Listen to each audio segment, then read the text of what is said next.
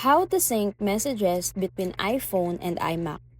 Step 1. Sign in with the same Apple ID. First, make sure you are signed in into the same Apple ID on both devices. On your phone, go to Settings, your name, iCloud, and check you're signed in. On your Mac, go to System Settings, Apple ID, and verify the same email is used. Step 2. Enable messages in iCloud.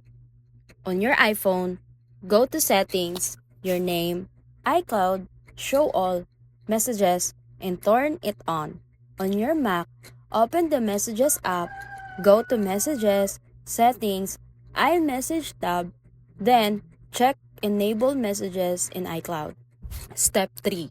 Sync, Send, and Receive settings. On your iPhone, go to Settings, Messages, Send and Receive. Check that your Apple ID and phone number are selected.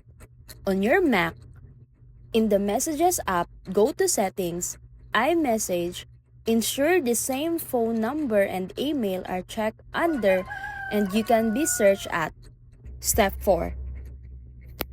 Send a message from your iPhone. If setup is correct, it will appear instantly on your Mac and vice versa. You can also reply directly from your Mac's keyboard. That is super convenient. And that's it.